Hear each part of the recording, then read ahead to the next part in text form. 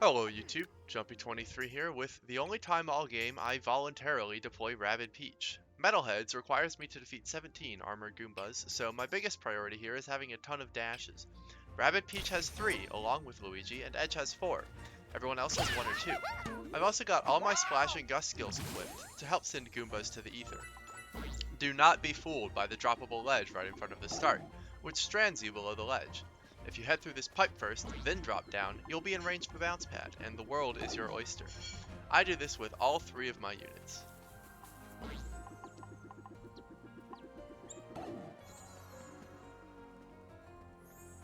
Whoa! Here we go!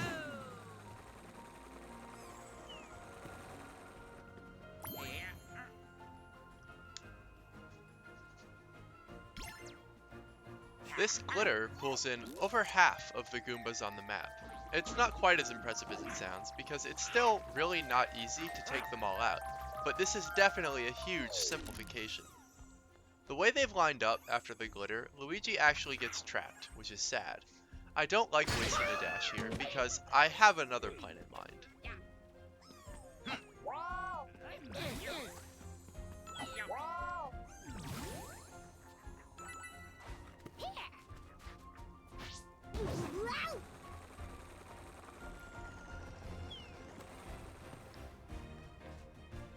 That plan's name is Rabid Peach. So I don't really know the best way to take advantage of Zephyr Quake here. It always seems to send a bunch of the Goombas in shitty directions, even though it looks like they should all be blown directly into the pit, judging by the angle they have with Rabid Peach. Maybe it would be better to use Aqua Quake. I'm not sure if Splash's bouncing would be more cooperative, but as long as enough Goombas fall to their dooms, I'm able to mop up the stragglers.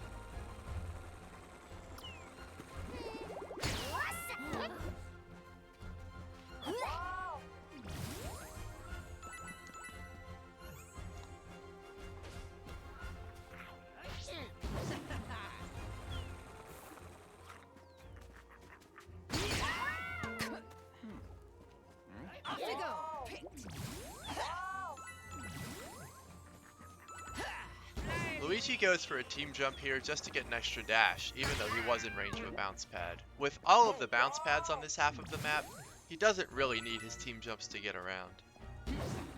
There are 6 Goombas left now, and I have 4 more dashes to make use of. That might seem like scary math, but really I'm fine. Edge can score a 2 for 1 here, and there are 2 more lined up for us at the very end.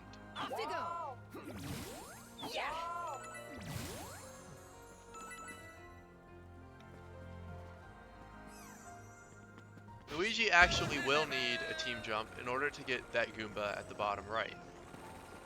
Bottom left. So it's fortunate that he has 1 left. I used the bounce pad because I got scared that he might not be able to make it after a team jump.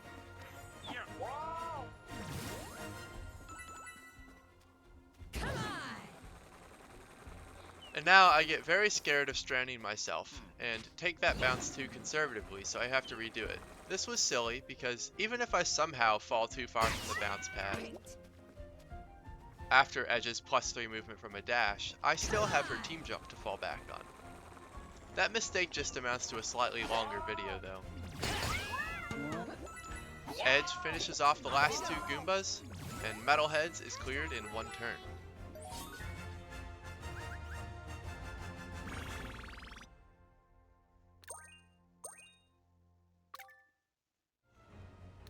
The last story map of Terra Flora has a unique objective. I need to grab bombs scattered around the map and throw them at dams also scattered around the map. In essence, this is a movement map, so of course I'm deploying Luigi, Mario, and Edge. There are 3 pots and 3 dams, so the naive solution would be to consider how to reach each pot. Fortunately, this actually isn't necessary because that would be hard. Each pot provides 2 bombs, and these ones aren't on a timer like the bombs. So after breaking the first dam, Luigi takes the spare bomb back to his friends.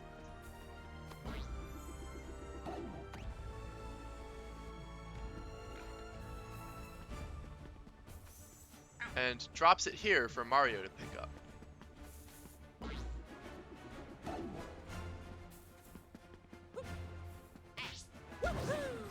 Now, with a slightly precise stomp route, though certainly not the worst that we have seen or will see,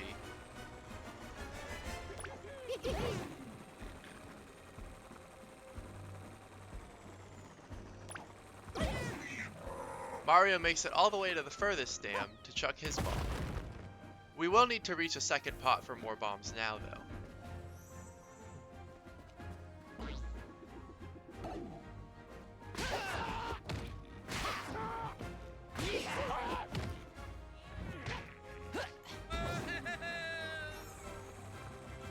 Luigi is able to reach this one with a team jump, and Edge is able to do it solo thanks to her dash movement.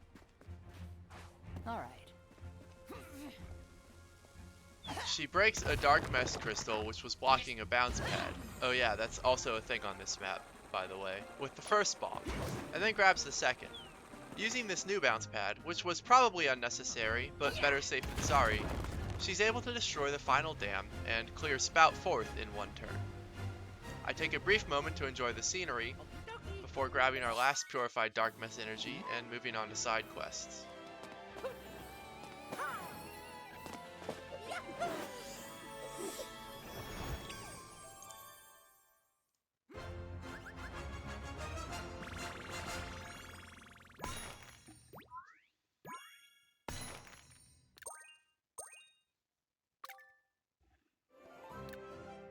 We'll start with a detour to Pallet Prime to pick up the giant enemy there for more gold prisms in case they're needed.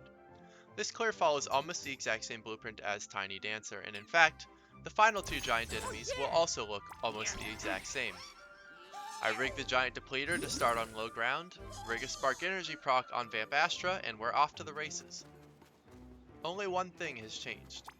I intentionally hit the giant depleter with Ennui. Rabid Rosalina has a skill where frozen enemies take 30% more damage. Luigi will lay down a fat doink with that 30% damage buff to unfreeze the depleter. Then I can use glitter to pull it into my Overwatch skills again. Let's go. Let's go.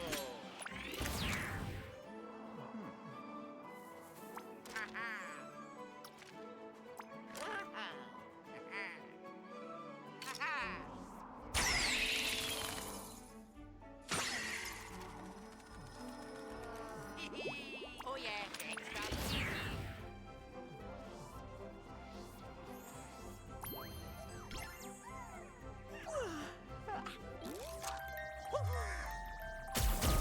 Hero's Sight isn't doing nearly as much damage as Steely's Stare, but the extra chip is needed.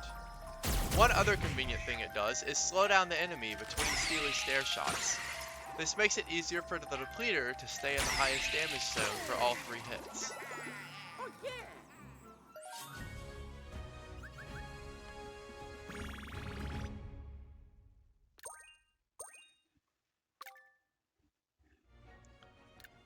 The last map I have for you today is the Spark map, Hold That Train.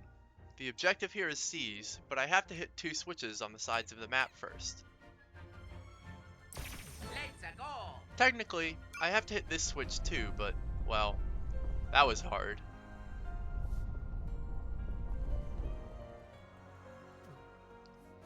The next switch is the one on the right.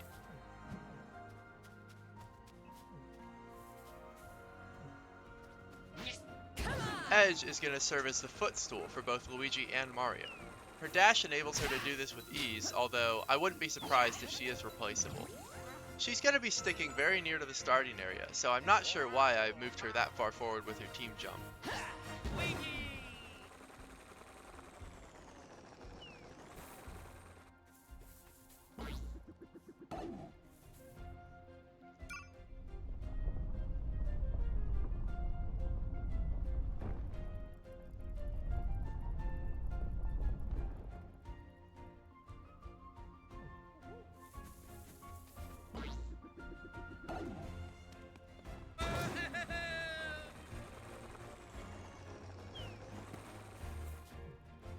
So the final switch appeared, and as you can see, it's pretty far away. It's all bark and no bite though. With a fairly precise stomp, Mario is able to reach it immediately.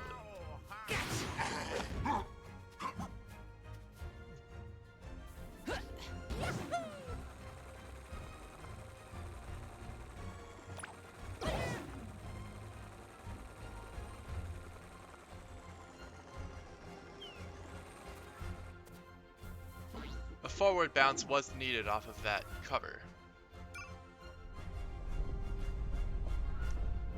Now the bounce pad red carpet rises to bring him home, but we won't even use it. Luigi's able to go the rest of the way on his own.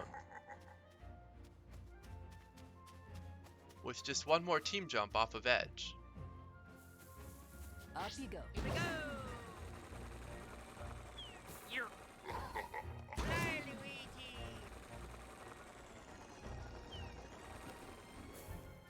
Luigi. Here we go.